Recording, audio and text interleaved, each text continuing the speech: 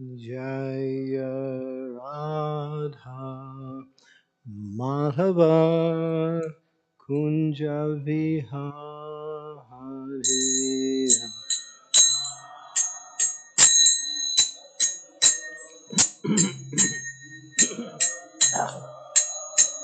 Jaya Radha Madhava Kunja Vihari.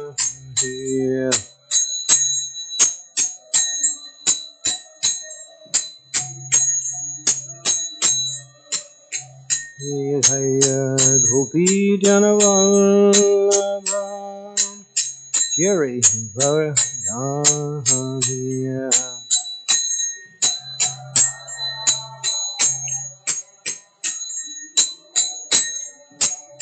Jaya Gopi Janavallabha Giri Varanahariya.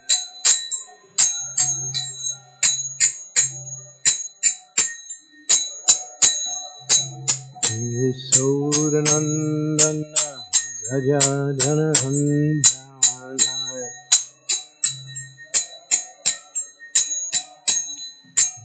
Yasodanandana Rajajanahanda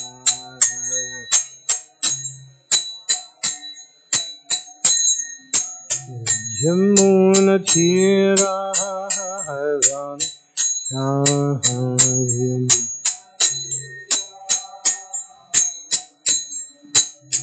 Jamuna Tira Haryam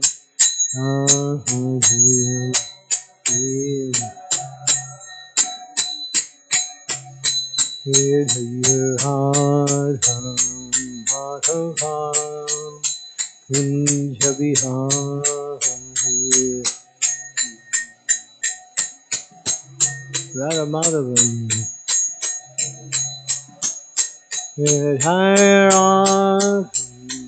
Madhavan Kunja Vihari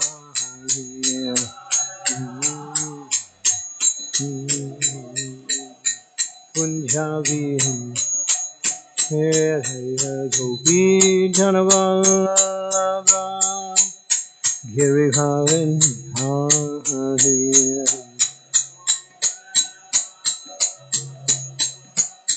Giri Jaya Gopi Janavallabha Girivaren Hari.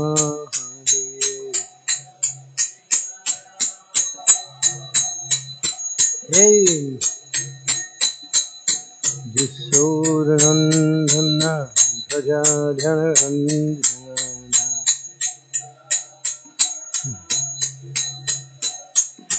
Jasodanandana Prajajanandana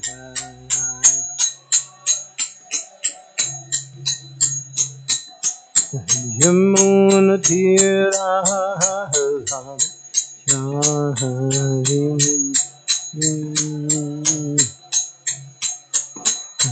Yamuna Tira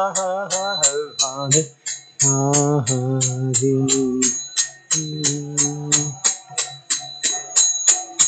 Jaya Radha Madhava Kunja Vihari.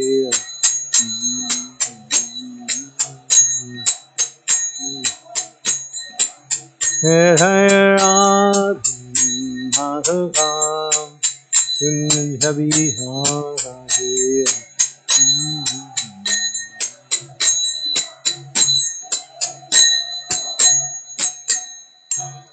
Srila Prabhupada ki jai.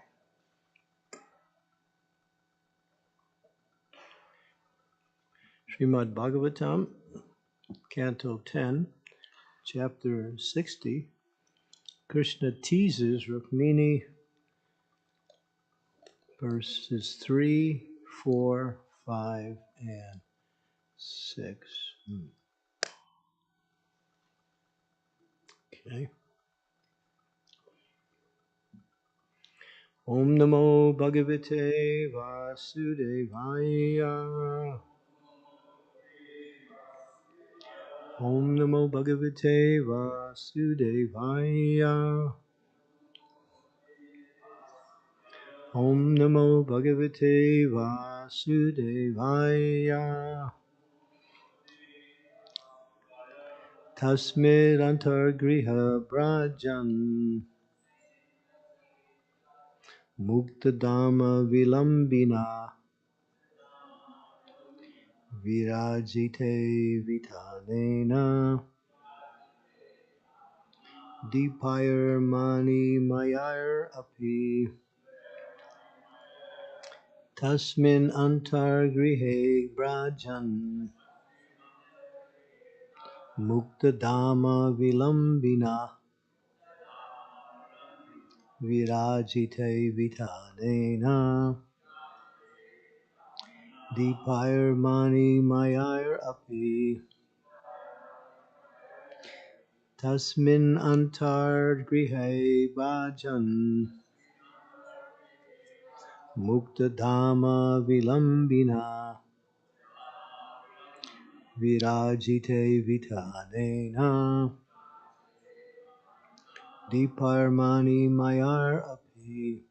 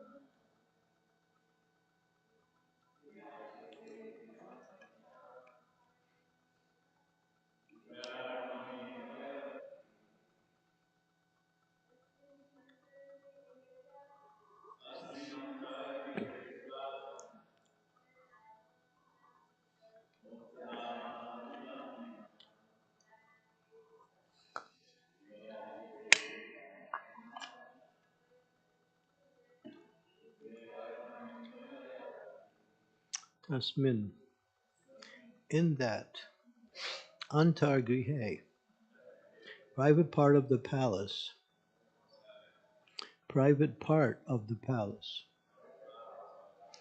Brajat, brilliant, Mukta, of pearls, Dama, with strings, Vilambina, hanging, Mani, of jewels, Mayai, made, Api, also, Malika, of jasmines, Damabi, with garlands, Pushpai, with flowers, Dvirapya, of bees, Kula, with a swarm, Nadite, resounding, Jala, of the lattice windows, Randra, through the small holes, Pravistai, which entered, Cha, and go be with the rays, Chandramasa, of the moon, Amalayi, spotless, Parijata, of the Parijata trees, Vana, of the grove, Amoda, carrying the fragrance, Vayuna, by the wind, Udyana, of a garden, Salina, bringing the presents, Dubai, with incense, Aguru, from a guru perfume, Jai, produced, Rajan, O King Parikshit, Jalarandra, through the holes of the lattice windows, Vinir Gatai, existing, Paya, of milk, Fena, the foam, Nibe, resembling, Subre, shining, Paryanke, on the bed, Kasipu, Kasipu, on a pillow, Utame, excellent, Upastaste, she served, Sukha, comfortably, Asinam, seated, Jagatam, of all the worlds, Ishwaram, the supreme controller, Patim, her husband. So now we're entering into the scene, which will be the foundation for the rest of the chapter. Queen Rukmini's quarters was extremely beautiful, boasting a canopy hung with brilliant strings of pearls, as well as effulgent jewels serving as lamps. Garlands of jasmine and other flowers hung there, here and there, attracting swarms of humming bees. And in the spotless rays of the moon shone through the holes of the lattice windows. A guru incense drifted out of the window holes, my dear king. The breeze wafted the scent of the Parijata grove, carried the mood of a garden into the room.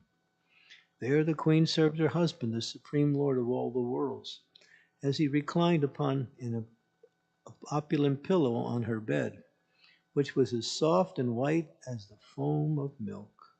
You get the description? Quite opulent, very beautifully explained what is the inside of Rukmini's palace, and Krishna is there. Purport. According to Srila Sridhar Swami, Rukmini's palace was quite famous then, as now, and these descriptions give a glimpse into its opulence. Srila Vishwanath Chakravarti Thakur adds that the word Amalayi in this verse may also be read Arunayi, which would indicate that when this pastime took place, the moon had just risen, bathing the entire palace in beautiful, ruddy moonshine. Om Gyan Timirandasya Gyanajana Salakaya Chaksun Militam Yena Tasmai Shri Gurave Namaha Shri Chaitanya Manobhistam Staptitam Yena Bhutale Swayam Rupa Kadammayam Dadati Swam Padantikam Nama Om Vishnu Padaya Krishna Prastaya Bhutale Srimakti Bhakti Vedanta Swami Tinamine Namaste Saraswati Deve Gaudavani Pacharine Nirvisesa Sunyavari Pastyatya De Satarine Vanchakalpa Tarubhyascha Kripa Sindhubhe Bacha Patitanam Bhavanebhyo Vaishnavebhyo Namaho Namaha Sri Krishna Chaitanya Prabhu Nityananda Sri Advaita Gadadhara Sivasari Gaura Bhakta Hare Krishna Krishna Krishna Hare Hare Hare Rama, Hare Rama, Rama Rama, Hare Hare. So Dwarka, this is one of the three main abodes of Lord Krishna as he performed his pastimes on this planet. We have Dwarka, we have Mathura, and then we have Vrindavan. It says, Dwarka is best, Mathura is better, and Vrindavan is the supreme of all. They're all good because they're all connected with Krishna. But the sweetness is gradually increased accordingly. Here you can see there is a very beautiful sweetness that pervades from this description, as the Lord is with his principal queen, Rukmini. There were 16,108 queens. And Krishna, being the Supreme Personality of Godhead, would visit every queen every day. How he would do that is explained in a very nice description when Sri Narada Muni came to see Krishna in Dwarka. And Narada came into one of the palace, and there was Krishna with one of his queens playing with some children. And then he left that palace, went to another palace, and there Krishna was with another queen playing a game of chess. He left that palace, he went to another palace, and there was Krishna sitting and talking with another queen. So every palace he went to, he saw the same Krishna with a different queen, performing a different activity. Yogis can expand themselves. A very powerful yogi can expand himself into 9 forms of himself. But those expansions are like TV. In other words, if you were to turn on 9 TVs, all on the same channel, you would see the same thing. But Krishna, when he expands, he can be expanding into himself and be doing different things in different places. The same Krishna. Now he is the source of all opulence, and he manifests his expansions. Why? Just to give pleasure to his devotees. Each one of the queens wanted to be with Krishna. And therefore, in order to please each one of them, he expanded himself in such a way that he appeared to be only with that queen. And that queen would think, oh, Krishna is only with me. You hear also in the prayers that are often said that one becomes so absorbed in loving Krishna that they think there's nothing else but you and Krishna. Just like you see in the Christian tradition, that sometimes they say that Jesus is the only Son of God. That can be taken in 2 ways, but one thing is that there is such a love for that personality, it seems like there's no one else. Just like when you are in love with someone, you have such an intimate relationship that the rest of the world just has no meaning anymore. It just stops. And that relationship becomes everything. So Krishna is showing that through this particular manifestation, how each and every queen is feeling the happiness of Krishna's association. And each are enjoying Krishna's association by serving him and playing with him and doing different things in different ways. Dwarka was the king of opulences that had so many beautiful palaces. Those palaces were not like the palaces we see nowadays.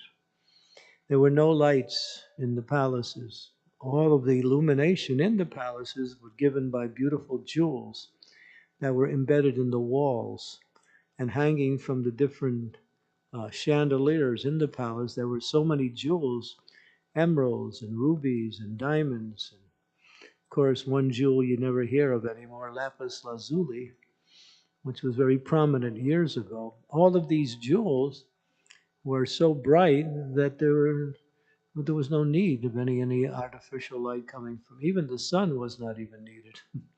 It was like that. So this is Krishna's opulence. Wherever he is, just like it says in the very end of the Bhagavad Gita, the last verse in the Bhagavad Gita, where it says, wherever there is Krishna and his pure devotee, there is always victory, extraordinary power, opulence, and what's the last one? Morality, right? Yeah. Those four things are always there in the presence of Krishna. So as long as we stay close to Krishna, everything is wonderful. What makes life tough is when we get away from Krishna, or we forget Krishna, or we try to figure out how to live life separate from Krishna. Then life becomes difficult, and we struggle, and we have so many problems. As long as we stay close to Krishna, and how to stay close to Krishna, Krishna gives in the Bhagavad Gita, Manmana bhava mad bhakto, mam yuji mam namaskuru, mami vaisasi satyam te pratijano veosi me. He says, always think of me. Become my devotee, worship me, and offer your homage, which he means pay your obeisances to me. So we do those four things. We remember Krishna. We worship him in different ways. We chant his holy name. And we offer our respects and obeisances. As Srila Prabhupada said, these four principles make up the entire process of devotional service. And when you expand them into different aspects of themselves, you get the 64 regulative principles that are mentioned in the Nectar of Devotion, which Krishna, and to make it easy, has condensed those 64 into 15 in the 11th canto of Srimad Bhagavatam. Those of you who are interested, it's in the 11th canto, 19th chapter, verses 20 through 24, 5 verses, where Krishna explains the entire ingredients which make up pure devotional service, which he condensed in the Bhagavad Gita into 4. And so the process of devotional service is nicely explained. And here we're getting a little bit of a glimpse of the beauty and the opulence and the sweetness that is there with Krishna and his principal queen, Rukmini. I won't go into the details of that, what will be happening in the rest of this chapter, because it's so nice. I'm tempted to explain a little bit because it's so sweet. But Krishna, and one of the qualities of Krishna that he has towards his devotees, he's always trying to increase our devotion to him. Not just sometimes, always. He uses his different energies, and sometimes he does it directly, to somehow or other help us become more and more attached to him, more and more devoted to him in the activities we perform, more and more focused on him in everything we do. So Krishna will see what the devotee will need in order to do that, and he will help that devotee. If the devotee is going away from him, Krishna will try to bring that devotee back in different ways by sending a representative or sending a situation which reminds them of Krishna consciousness. If they don't wake up to that, then Krishna will send some suffering. And this suffering is actually his mercy, because it helps us to remember, oh, I'm suffering because I'm not really connected with Krishna. Because those who are connected with Krishna, they don't suffer. We might think they do, but it just looks like that. They don't suffer. But the suffering is one of the means by which Krishna brings his devotee closer to him. And of course, he does it mostly through his mercy, which is the spiritual master, as he sends the spiritual master, which is the mercy manifestation of himself. He makes that process very direct and easy. And he presents himself in the form of his representative, who teaches exactly what he teaches. The spiritual master doesn't give anything different than what Krishna wants for that devotee. And therefore the spiritual master is called the mercy manifestation of Krishna. Sometimes he's called God, Servitor Godhead. That's another title for the spiritual master. There is God who is served, that's the Krishna, and God who is serving, that's the spiritual master. Although he is not God, he is seen like that, nor does he claim to be God. Of course, Prabhupada was very strong over that. The spiritual master is not God. But for his disciples, he should be seen that way and worshipped like that, because that worship goes to Krishna. As being the transparent via media, or the means by which we serve the Lord, he becomes that uh, channel by which we offer our bhakti to Krishna, and Krishna takes it. The spiritual master takes it and offers it to Krishna. And when the spiritual master gives what we offer to Krishna, then that offering is perfect. We can therefore we say don't try to approach Krishna directly. Although we have a direct approach to him, in other words, a direct relationship with him. That relationship is always there. Krishna's in the heart of all living entities. But Krishna manifests himself externally as the spiritual master is called Antaryami, or the indwelling supersoul that is now the external manifestation of that same supersoul. And that is the spiritual master. So then way we can approach Krishna with no problems and make progress towards ultimately the goal of devotional service, which is to bring out one's love for Krishna. As you'll see in this chapter, this is what Krishna is doing to Rukmini. He's giving her some difficulty. Apparently, he's criticizing her, and he's not criticizing her, he's cajoling her in a very, very unpleasant way, according to her mood. And what he's trying to do, he's trying to bring out that love by doing it. But what happened? It failed. Krishna failed. Because she just turned it around and she showed her love for him in a different way. The way he tried didn't work. But still, although it didn't work, it was the prelude or the way to bring out her love in another way, which ultimately was the success, because that's what he wanted to do. He wanted her to show her love for him, but he wanted to do it in a way that he thought would be the best way to do it, but it didn't work.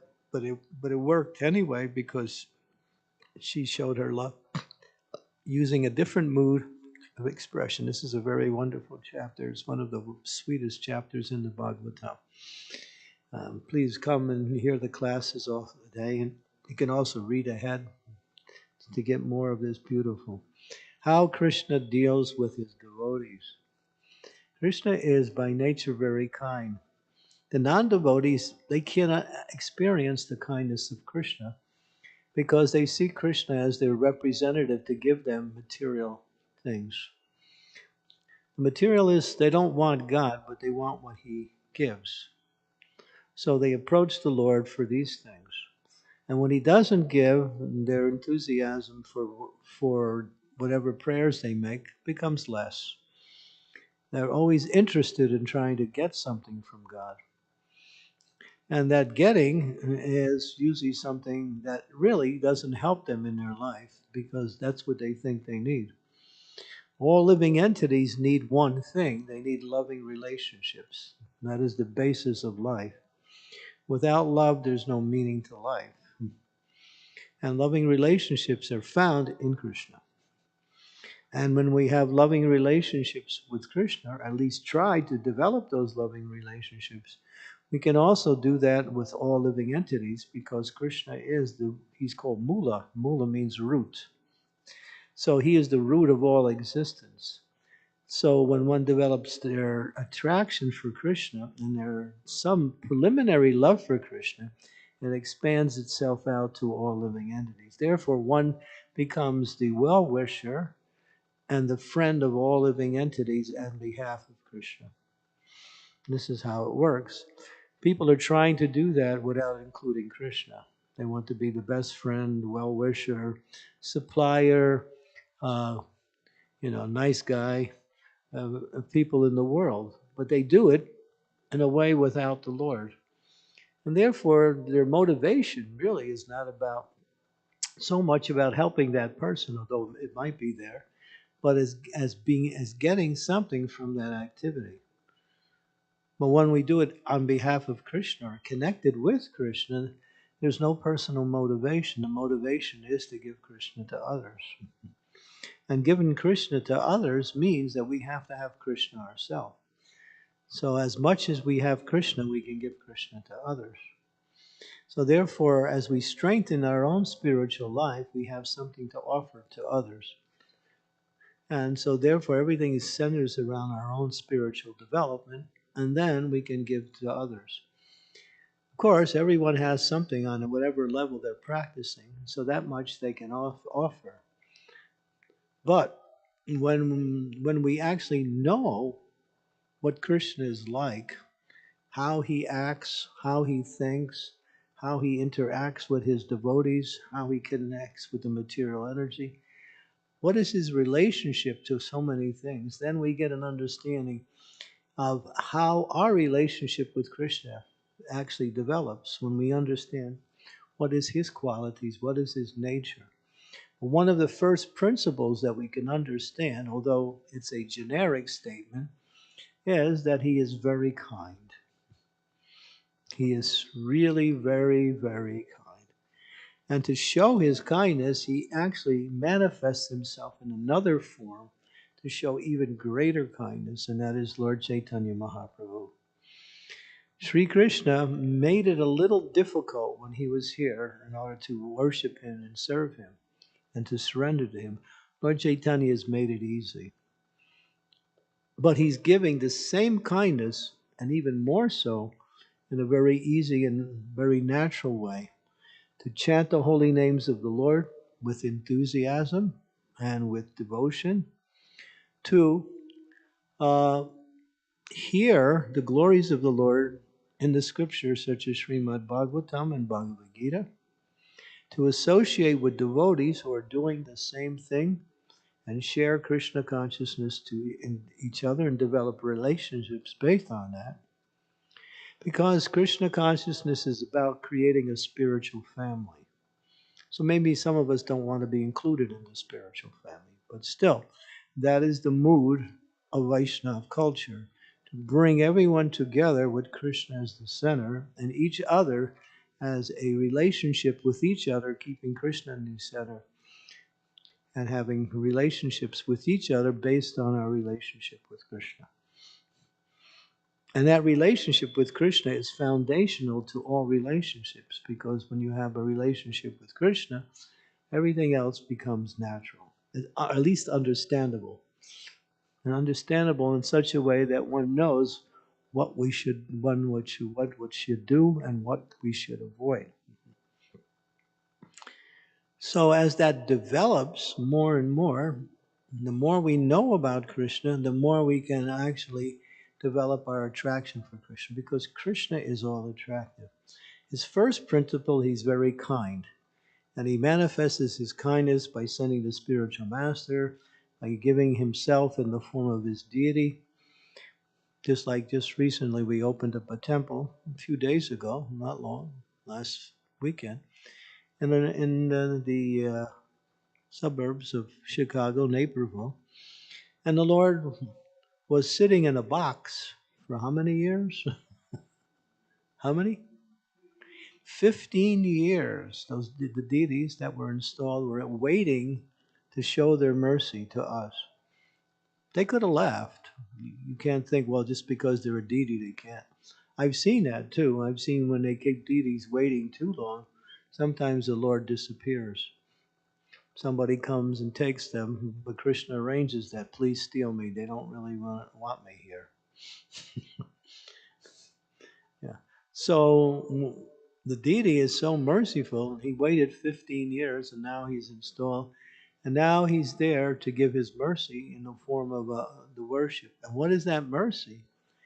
It's almost like a child to a parent. The parent becomes the devotee becomes the parent, the Krishna becomes the child. What do you do when you're a parent? you take care of your child. Sometimes you wake them up, sometimes you feed them, sometimes you make sure they get clean, bathe them, you supply clothes to them to wear, you also give them presents, you also guide them also. So the deity actually manifests himself as the child of the devotee in order to accept the love from the devotee. And that is very intimate when you think about it. It's very intimate. It's so intimate. We do that in this material world with our family members, but when we do it with Krishna, it's so sweet and so reciprocal because Krishna is not only accepting our service, but he's reciprocating that service also. He's giving back his mercy in the form of detachment from this material world, intelligence by which we can understand how to worship him, and transcendental happiness. All of this comes through the service of the Lord. So he's very kind, extremely kind. And anyone who gives his mercy to others becomes favored by the Lord. Although the Lord says, I'm equal to everyone. Samoham sambhabhuteshu name dvesha strina priya. He says, I'm equal to everyone. I envy no one, nor am I partial to anyone. But those who worship me are a friend in me, and I am a friend in them. In other words, yeyatam mam prapadyante tam tataiva bhajami aham. As you approach me, I reward you accordingly. So, if Krishna comes to this world in different manifestations, why? To uplift the world, to remove irreligion and to reestablish or re-energize religious principles and to give pleasure to his devotees. So if you're taking up the process of helping him do that by becoming his instrument, by giving it to others, and Krishna really gives that devotee a lot of mercy. By how you approach me, I reward you accordingly.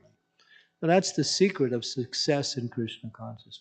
Become Krishna conscious and try whatever way you can, whatever facilities you are, whatever intelligence, abilities, words, whatever opulences, whatever you have, try to use it to bring others to Krishna consciousness.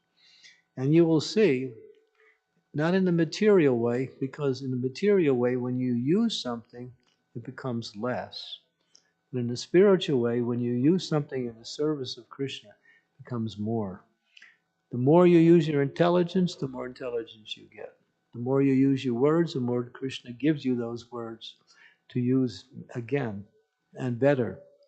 The more you use your money or finances or opulences, you'll get more. Krishna says, oh, they're using all these things, let me give them more so they can continue. If you use your time for Krishna, he gives you more time. You might not be able to figure that one out, but it works. It works. Because Krishna is the feature of all existence. And when you concentrate on Krishna by using what he gives you, he expands that element unlimitedly. And you'll see, just so you can see the life of Srila Prabhupada. How old was Prabhupada? He was in his 70s, approaching 80. But he was sleeping 2 hours a night, that's all. Maybe an hour and a half a night, that's all. In the daytime, he would sleep maybe an hour after breakfast, an hour after lunch, and 2 hours, an hour and a half at night. And the rest of the time, he would travel around the world, open up temples, translate books, meet important people. If you study the life of Prabhupada, how much he did, impossible. No 10 men cannot do what Prabhupada did. Why? Because he was completely absorbed in serving Krishna with everything he had. And therefore, Krishna was giving him everything more. And he would always say, it's by Krishna's mercy I'm doing everything. It's by Krishna's mercy that this movement is expanding. I'm simply trying to do it. Even when he was writing his books, he would read his books. Prabhupada would read his own books. And sometimes the devotees would see Prabhupada reading his books by himself. And they would ask, Prabhupada, you wrote these books, you're reading. Prabhupada said, I didn't write them. These are Krishna's words. I'm just putting them on paper. That's all. I'm just simply putting whatever Krishna tells me. So Prabhupada knew he was the messenger or the via media to give Krishna to the world. And that is not limited to one person. So as much as we take up this process of Krishna consciousness in a serious way, the much we can be an instrument to spread Krishna consciousness. And then, Taktva Deham Purna Janmani 19 Manechi Turjan. If you preach Krishna consciousness, you make that in your life, you'll go back home, back to Godhead. There's no doubt about that. And because everything will be provided by Krishna. And see, we, in and of ourselves, we are simply deficient. Whatever we have, we somehow learned, or we got some pious credits from previous pious activities. But these things are also given by Krishna. And Krishna gives everything, and he also is the element by which he removes things also.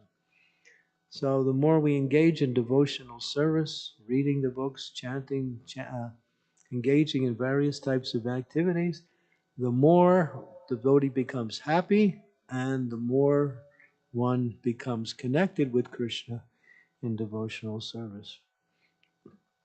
And then we learn how kind Krishna is.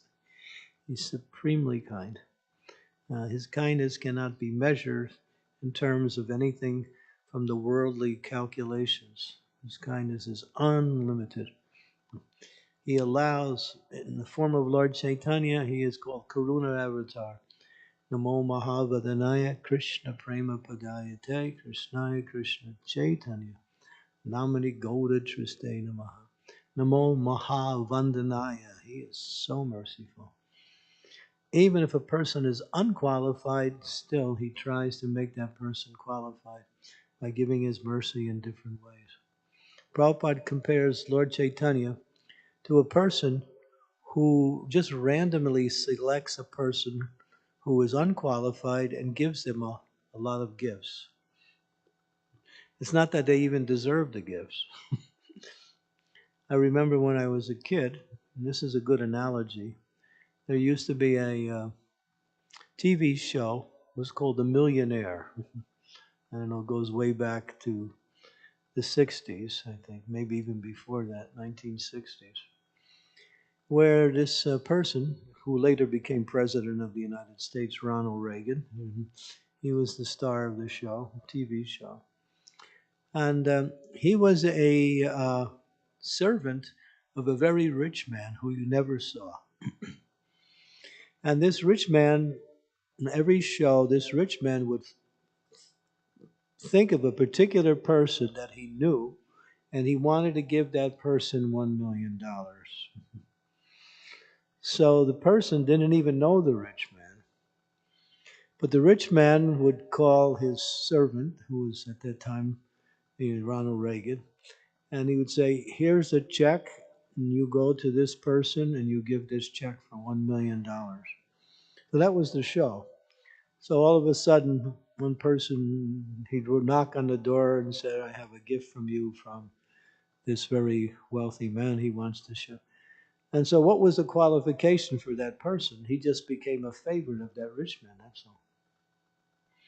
That's all. So if Krishna favors you, then there's nothing else to be to aspire for, because there's no one else can compare to what Krishna is offering to us, eternal life in the spiritual world, and also happiness in this world as we engage in his service. That's Krishna consciousness. And so that's Krishna's mercy. And Lord Chaitanya is exhibiting that because he is Krishna himself.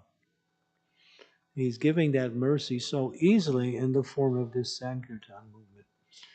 By chanting, dancing, taking prasadam, reading books, associating with devotees, taking time to worship the deity, making the deity so attractive that when people come, they say, "Oh, wow, how beautiful that looks." Just like sometimes people, they come in and they see Srila Prabhupada, and they come next to Prabhupada and they say, "Oh, they can become very quiet because they think, well, maybe he's in meditation. We don't want to disturb him or something." And they see the deity of Prabhupada and they think he's sitting there. He is, really. But it's a Murti, but still it's Prabhupada. But it becomes so manifested, it's even an ordinary person sometimes sees, oh, like when we used to do tours in Srila Prabhupada's palace in New Vrindavan. And there'd be one room where Prabhupada would have his library, and we made a deity of Prabhupada there, sitting and writing books. So when I would give tours, and we would bring in these groups of people, and they would look at it. Oh, he's writing. They didn't see it was a deity. They think, So that mercy is manifested in so many different ways. That the Lord and the deity is there. We should always remember that although it's a deity, it's Krishna. Although it's the deity, it's Prabhupada. It's non-different. I'll give you a story to help illustrate that. The devotees were bringing in the murti of Srila Prabhupada in one country in Africa. So when they came to the immigrations, they checked what they had, and it was a murti of Prabhupada. They were going to install it in their temple. But unfortunately, they didn't have what they call proper papers to bring in the murti. So the immigration officer said, well, you can't bring him in unless you clear your papers up. So then the immigration officer said, we have a warehouse here, and we can put him in the warehouse, and then when you get the papers, and you can have your teacher. They were a little bit sensitive. So they took Prabhupada and put him in a warehouse, the deity. After 2 days, the devotees got a call. They had left their phone number. And the immigration officer said, I think he wants to go. He keeps saying, get me out of this place. Get me out of this place. So Prabhupada was actually speaking, and the immigration officers were hearing. Prabhupada was saying, I don't want to be here. So they told the devotees, you can read it in a book by Ritter. Ritter writes this in his book on preaching in South Africa, and preaching in Africa. He describes this story. And then, of course, the devotees came and took the deity. So the deity is there. If we think it's just a statue, then Arche Vishnu Siladi Gurusho Namati, then we're not seeing properly. We're seeing materially. But the deity is there, Krishna is there, the spiritual master is there. And it's not just for worship, it's to offer our loving relationship to the deity in the form of our devotion, our worship. So Krishna is, of course, to illustrate that point, he is so kind, and he's always trying to bring his devotee closer to him. So if we can take his mercy, in whatever way it comes, gradually we'll make progress and ultimately become qualified to leave this material world and go back to the spiritual world. And that is the goal of Krishna consciousness. Okay, questions, comments? Yes. Thank you so much, Maharaj. We feel sad that you're leaving tonight. It's so wonderful to have you here. We're always looking forward to you coming back more and more. So thank you. You brought out this something that is very touching, that this desire that Krishna has to bring people closer, to bring us closer to him in devotion, in love. And when we become instruments to that, is we receive so much blessings and mercy. And in one sense, that's the purpose. We are becoming servants of the deities, and that's their mission, that's their purpose that they have. And in one sense, this is the purpose of these It's the purpose of temples. everything we do. Yeah. So I wanted to ask you, you also brought out that, to understand how to use one's abilities and dovetail them for fulfilling that purpose, to bring people, to bring others closer to Krishna.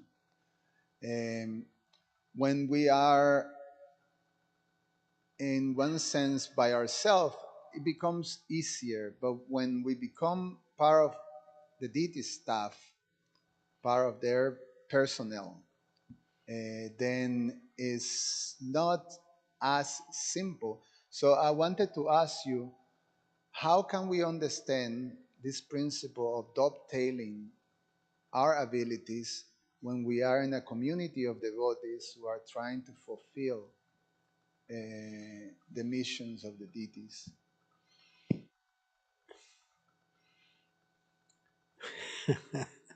Just do it. Whatever propensities, intelligence, abilities, time, just use it. That's all. We shouldn't wait for somebody else to inspire us. That will happen, but we can also inspire ourselves by our own understanding. This is how we should be acting. Not should, this is the way we want to act. So Rupa Goswami gives the formula. He said there's 6 things that are favorable for devotional service. Utsahan nishchaya dharya tatat karma pavartanam. Sadhu vritti is the last one, and asasanga. And these 6 principles. First is enthusiasm. So what is enthusiasm? Enthusiasm means to use your intelligence to serve. That's what enthusiasm is. It's not like some external display of energy, not necessarily enthusiasm. It may manifest like that. But use your intelligence on how best to serve. That's the definition of enthusiasm. The second one, nishtayat daryat. Daryat means determination. No, I'm sorry. Nishtayat, utsaham nishtayat. Nishtayat. Nishtayat means determination. There's going to be obstacles. There are going to be reverses. There are going to be difficulties that we face. Therefore, you have to apply your intelligence in a determined way to continue with the service or to move forward in bringing about, an activity that is offerable to the Lord. So determination is the feature of the will. If you say, I'm going to do something, and you say, I'm going to do it no matter what. People do that, in the material world also. I'm going to get this job. Whatever I have to do to get that job, I'm going to get it. And because they have such a strong will, they achieve it. When your will is strong, then you can become very accomplished in anything you try to achieve.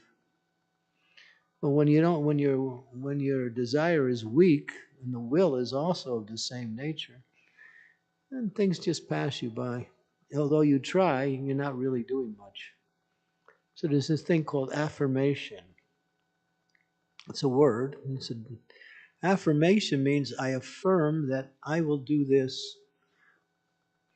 It's almost like the principle of faith, how faith works to motivate people in a certain direction. But affirmation is a direct statement or a desire to actually perform a particular activity.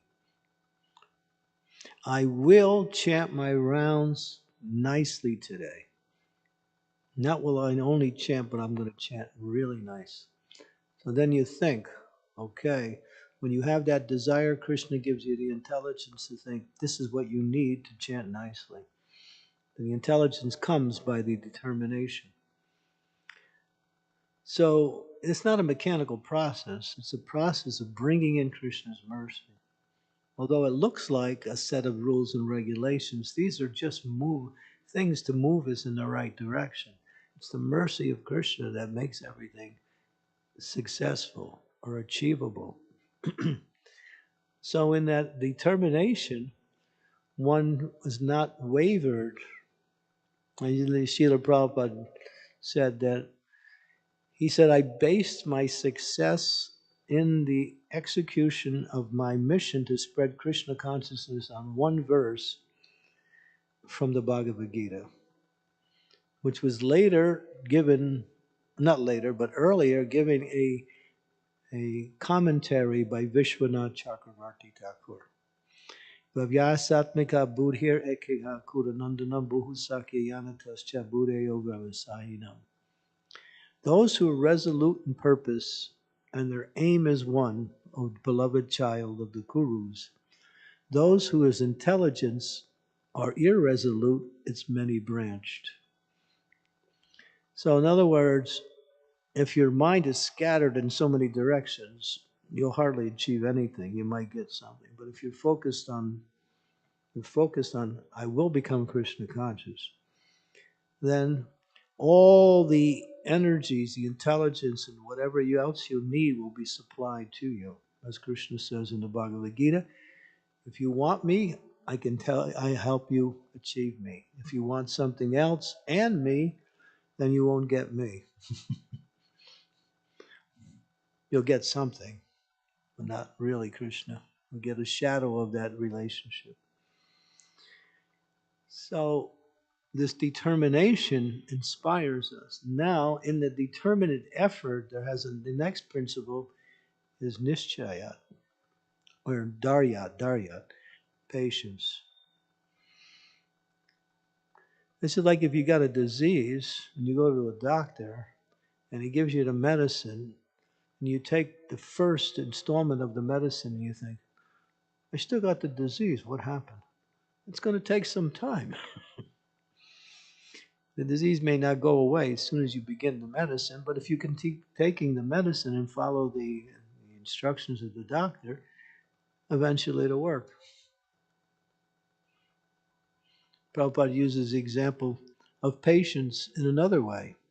He says a woman gets married and now she has a husband and she thinks, oh, where's the child? Well, everything's in place. It's just a matter of time. That's all. Patience. Patience. So, but patience shouldn't cause us to become less enthusiastic. That's another, what you say, discrepancy. I've been patient, but then I'm losing my enthusiasm because nothing is happening, or nothing apparently is happening. It is, but Krishna tests the devotee by allowing them to wait for the results, by seeing how determined they are in going forward. Just like sometimes people, yeah, I'm going to do something, and then they do it for 1 day or 2 days, 3 days, and they stop. And they say, where's the determination? Where's the patience? The enthusiasm is gone. So, yeah, so apply those 3 principles: your enthusiasm, your determination to succeed, and be patient and work with that program.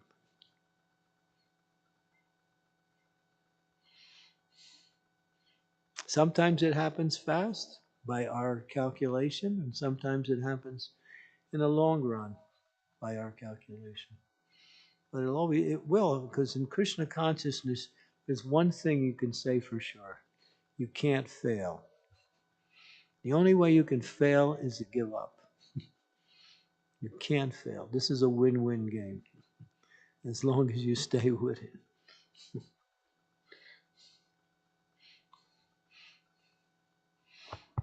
Hare Krishna Maharaj, thank you so much for giving this wonderful class. There's this question that has been, speaking of, you mentioned the only son part. There's this question that has been coming to my mind again and again. And Uh, Srila Prabhupada, had health problems, and he was asked why he has these health problems. And he says, this is because I am accepting so many disciples, and spiritual master takes over the of the sinful reactions of the disciple. Right. And this human body, uh, even if we are strong in our faith, our, this body is a network of illusion, and this tendency to commit sin, through word, mind, and deed, is always there. And it's really difficult to transcend that. But and is it a right way to think that the spiritual master is going to take the transfer of our sinfulness? Yes, but don't sin again. That's the problem. Yeah, that's his mercy. That's the mercy of the spiritual master. He agrees to take the reactions of your karma, good and bad. First initiation, he takes part of it. The second initiation, he takes the rest. But what Prabhupada keeps saying, he doesn't have any problem with that. What he says is when people break the principles and start again going back to their old ways, this is what causes the difficulty on the spiritual master, more so. And Prabhupada writes, it's in the 9th canto and in the 8th canto. Sometimes the spiritual master will have bad dreams due to the sinful reactions of his disciples, sinful activities of his disciples. So he would say, you're free now, but don't go back to, keep those 4 regulative principles intact. They're foundational. No illicit sex, no intoxication, no meat eating, and no gambling. And then understand what that means in a practical way. And chant every day 16 rounds on beads without fail. He said if you do that, then you're situated nicely and you'll make nice progress.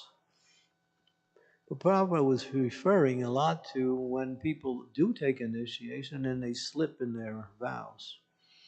When they do, then that causes difficulty for the spiritual master. Because there's a contract there. The contract is that the devotee agrees to follow the instructions of the spiritual master, and the spiritual master agrees to do everything he can to take the devotee back to the spiritual world.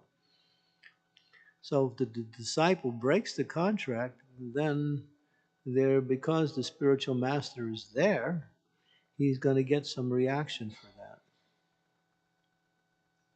And it comes out bad dreams or some physical difficulties like that.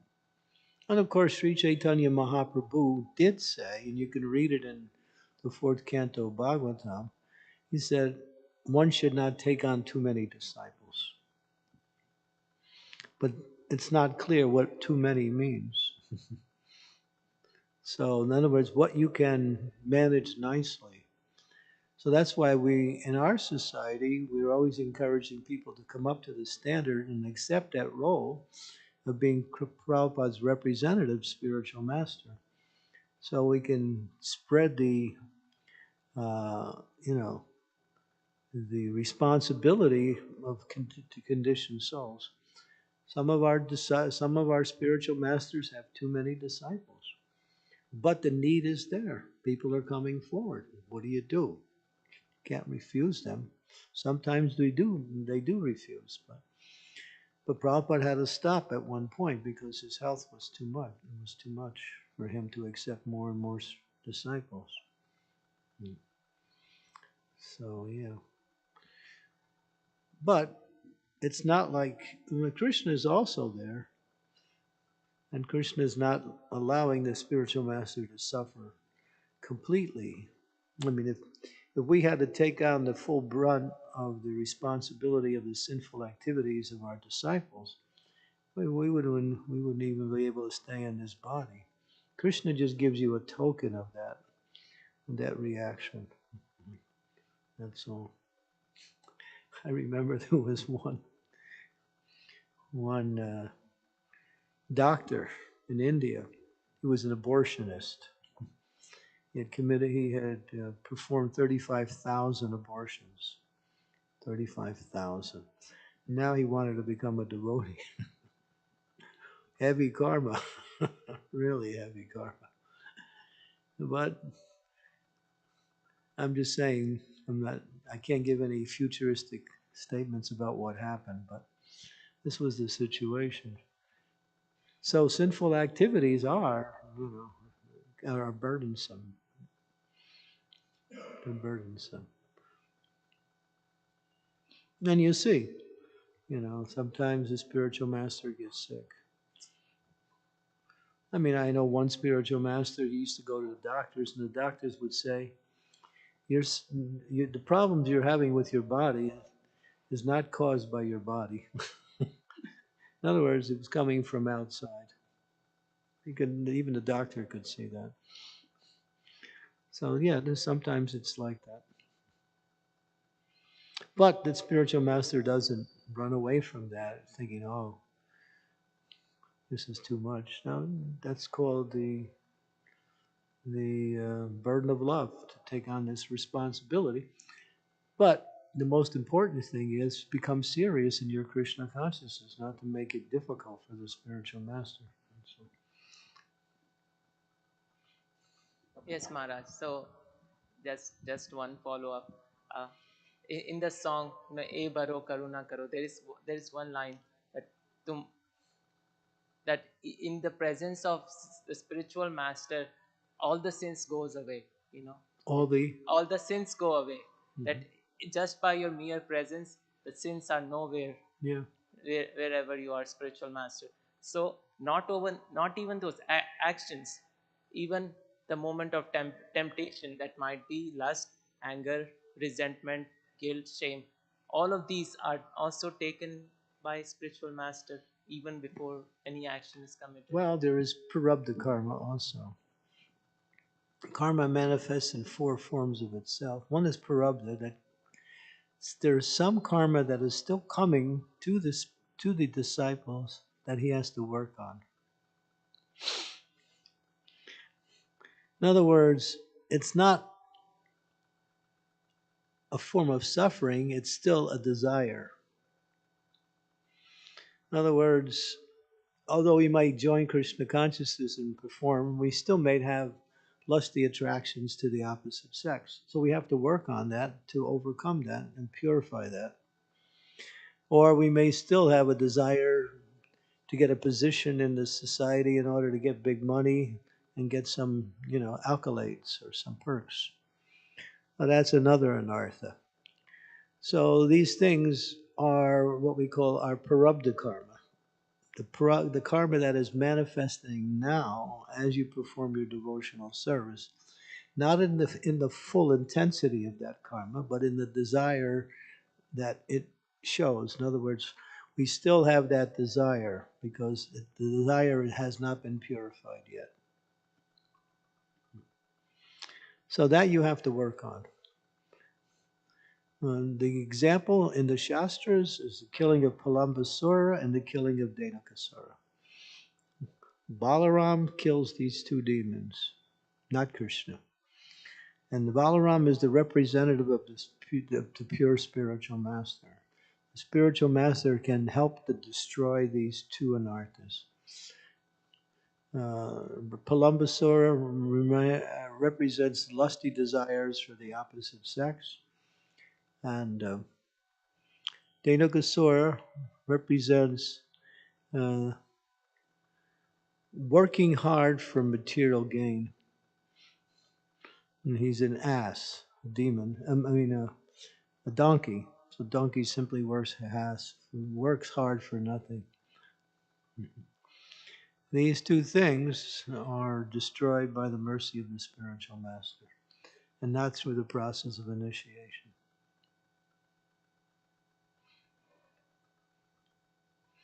Does that help a little? That helps. I never saw that as a prarabdha karma coming. You never saw? I never saw those inclinations as prarabdha karma, the old activities committed are manifesting themselves in the form of those desires or those Yeah, inclinations. it's just a little bit of residue karma that is still there. It comes. Mm. Because the desire is still there. When you take initiation, Prabhupada said initiation means beginning. You're beginning to you're getting on the path of bhakti. Before you're initiated, you're practicing to begin. You're still getting benefit, but only when you take that third step, because what is it? Adao Shraddha Sadhu Sangha Bhajana Kriya. Bhajana Kriya is the third step. And that is taking shelter of the bona fide spiritual master. And there's 5 parts to that: shelter, initiation, instructions, and inquisitiveness to continue and to move forward like that. So, yeah. So we're practicing until we get to the point of initiation. But we're still getting the benefit of the practice. It's not like we're not getting anything. But it consummates itself to the next stage, which is anartha nivritti. Anartha nivritti is the 4th stage. Anartha means getting rid of unwanted desires. And there are 16 anarthas, 4 categories of anarthas. That's a whole seminar. We just did that seminar just a month ago in New Vrindavan. And to know what is holding you back and to get the mercy of the spiritual master's instructions and guidance and to practice Krishna consciousness, that will help you to overcome it. And once you get past an anartha nivritti, at least 75%, then you're on nishta. Nishta means you're fixed. You're not leaving. Although you're not purified completely, you're still fixed in the process of devotional service. That's nishta. Then the next stage is ruchi. Ruchi means sweet taste. Constantly feeling happy in Krishna consciousness. Prasannatma na soshati na kangsati samasarveshu bhuteshu mad bhakti lavate pranam. That's the verse that illustrates that. No hankering, no lamenting. Prasannatma, it becomes joyful. That's the 6th stage. The 7th stage is ashakti. There's where spontaneous devotional service begins. Raganuga Bhakti. And that's a whole series of explanations. That's all. The whole science of bhakti is covered in these 9 stages. Yeah. So read the books here and you'll understand more, and they can understand where you need to go and how to get there.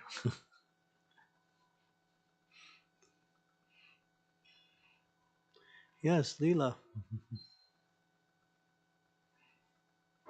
But the most important thing, and I just to emphasize this thing I said, is chanting of the holy name.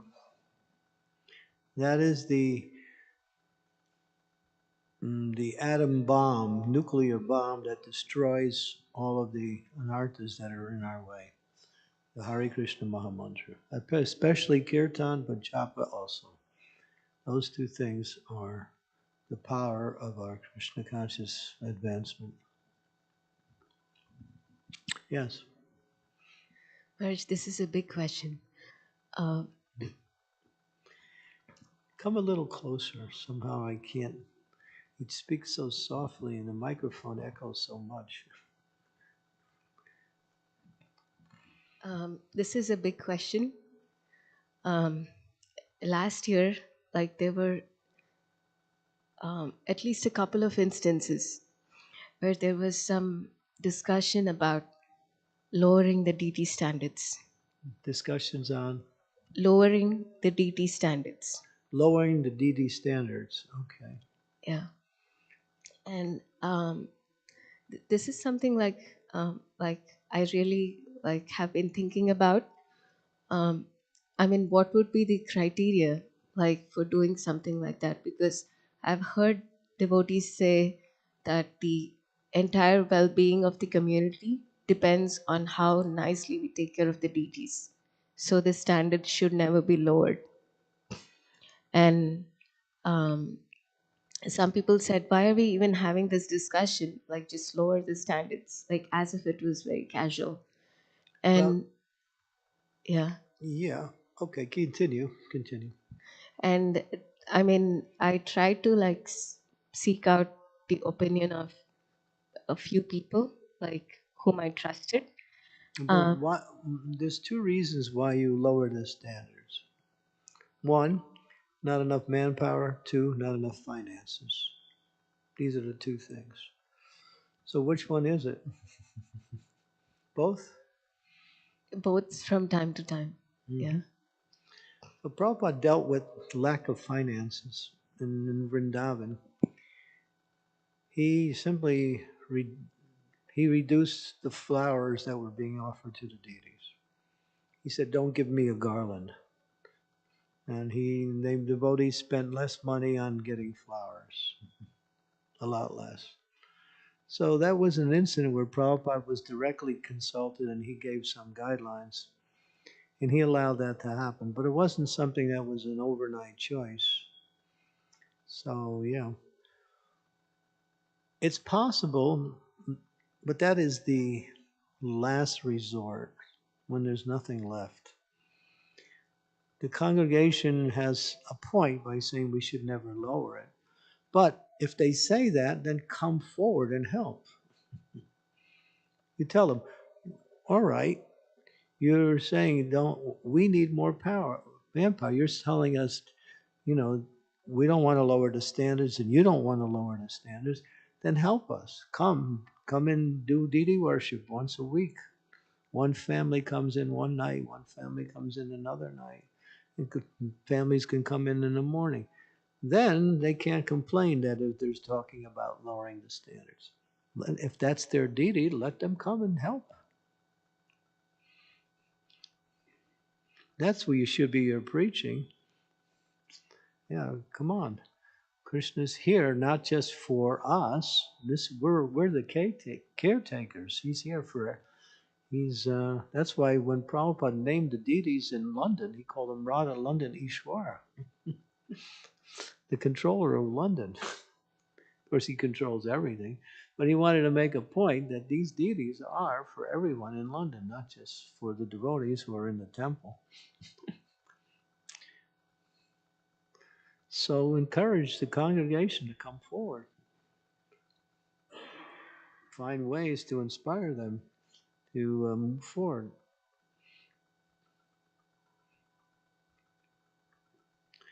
If they actually care, they will do something. And they can't say they don't have no time. You must make time. That's all.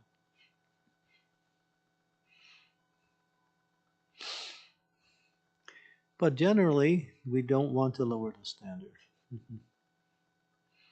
And I think when it comes to a decision that there is no other alternative, it cannot be made simply by the devotees in the temple.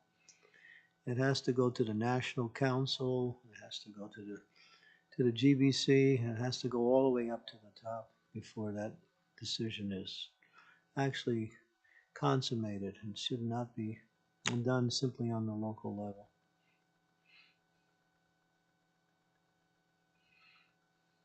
I saw that when I was in Spain. I was preaching in Spain in the early part of this century.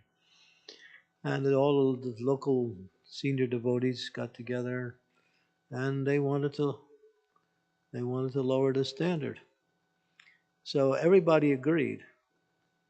Temple presidents and even the temple presidents from the neighboring temples, everybody agreed. But then it went to the National Council of Spain and they said no. They refused to allow it to happen. And it's a good thing they did because they somehow or other gave directions and also facilities by which the standard could be maintained. And because of that, it's maintained to this day. It was never decreased. So yeah. So sometimes when it gets to that point, assistance is needed from other areas to help offset that. If we try to figure it out within the temple community, we might not be able to come up with the solution.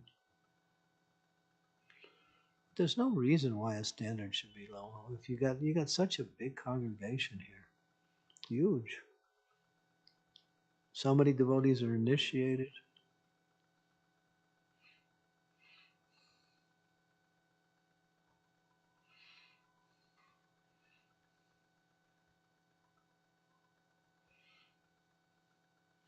It's a management question, and I'm not supposed to manage.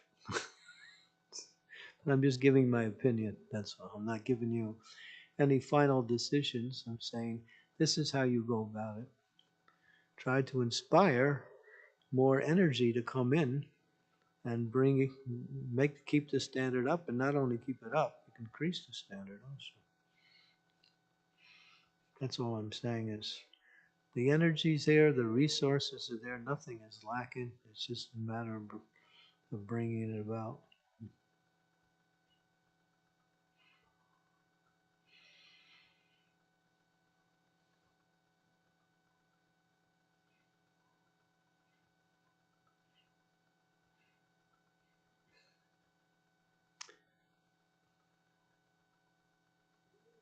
Uh, different question. Thank you.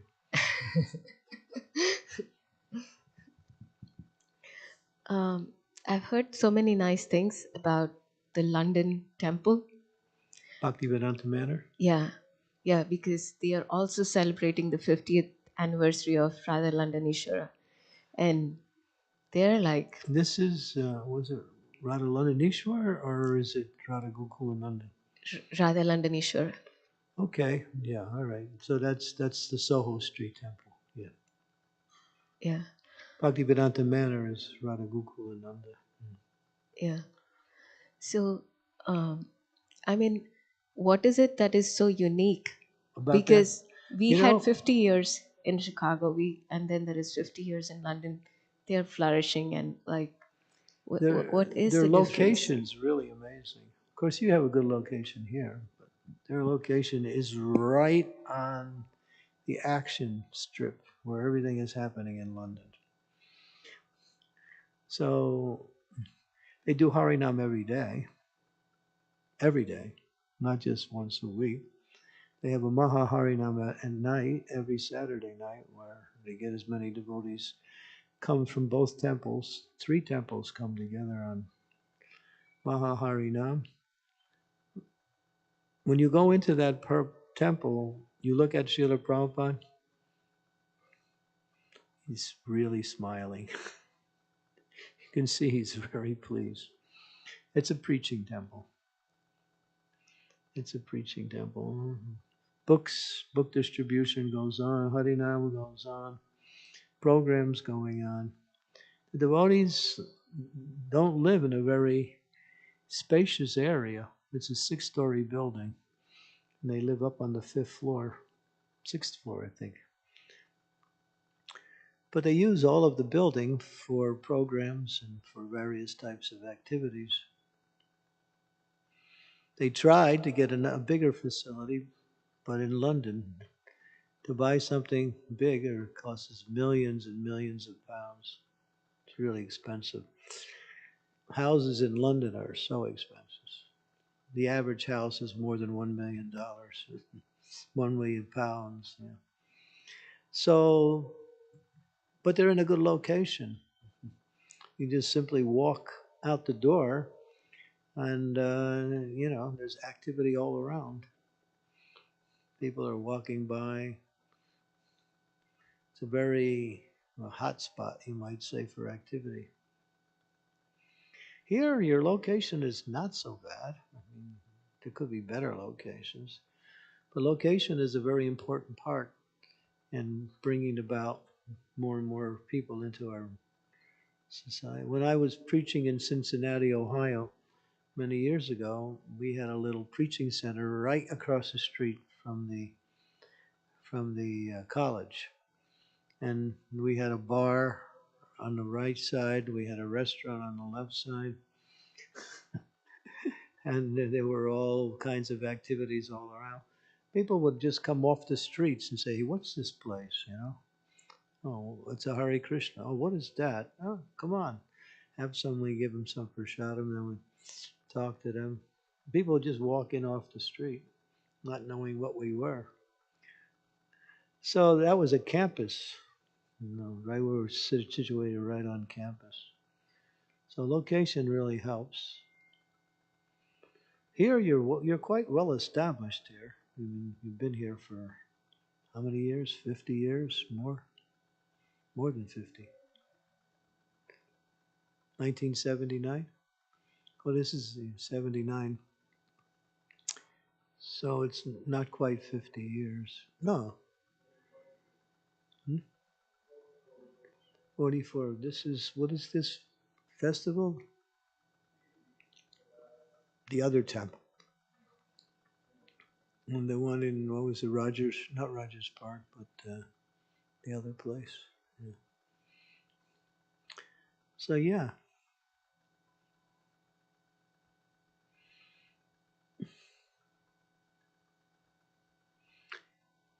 Prabhupada said management follows preaching as a shadow follows a person. Preach.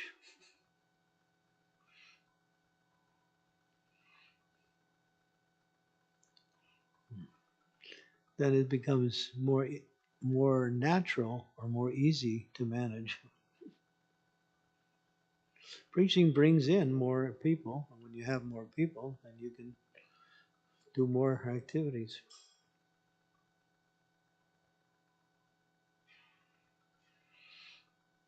This temple is really beautiful. It's really one of the best temples in America. Nothing can match that Sringasan and Prabhupada's Vyasasan. You don't see, you go anywhere in the ISKCON, you don't find a Vyasasan like that. That's really royalty, stately. This is the credit of Chicago. This Sringasan and this Vyasasan came in the 1980s by, what's his name? Gopal Patel, his name was? I think his name was. Hmm? I can't hear you.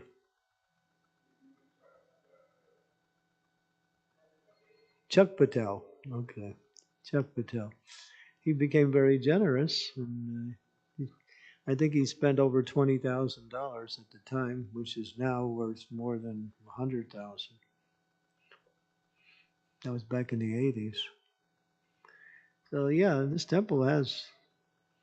I mean, this temple room is beautiful, spacious. It's got beautiful chandelier. Altar is very attractive.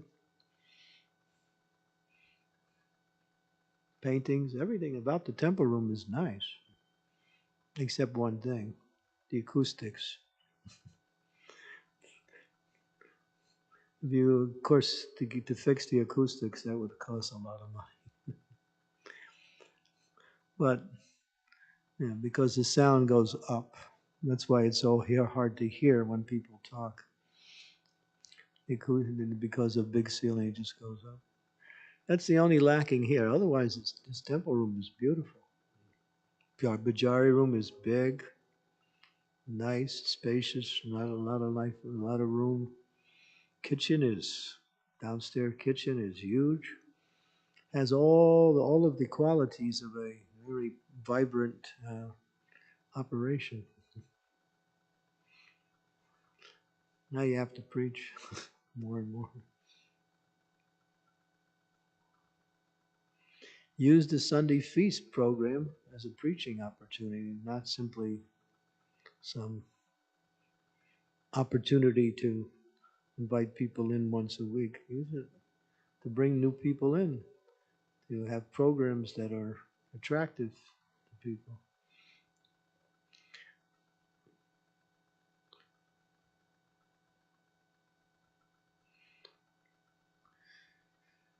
Yeah, I think there's plans.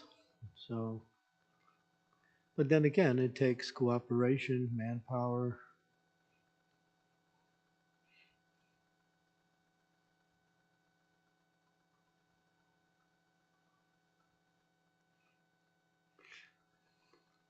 You'll see this place is like dry wood. It's not wet wood. Dry wood means as soon as you put a match to it, it'll light. This place has such a history. And the history of this temple is the history of practically of ISKCON America. This is one of the most vibrant temples ever in our ISKCON society. At least the history is there. So many great personalities, were part of this temple for many years. And preaching was very powerful. You have the best book distributor in the history of book distribution was from this temple, Manasutta.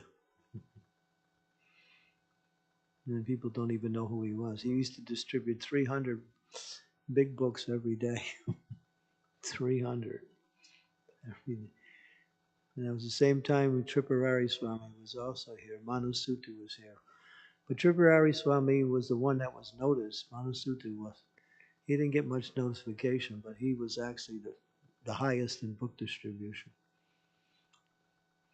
Very simple, humble, unpretentious, always wanting to be in the background, never wanted to be known. He left his body about 5 years ago, Prabhupada disciple. He distributed more books per day than anybody has ever done. Now we have another magical book distributor. He's in Atlanta. His name is Mahotsava. He distributes Srimad Bhagavatam sets on the street. So yeah, there are devotees out there that are doing amazing preaching, and there are people in this area here who have so much knowledge, experience, can also, even if they can't personally take part in an active way, they can give a lot of guidance and advice on how to move forward in a practical way. But things are happening.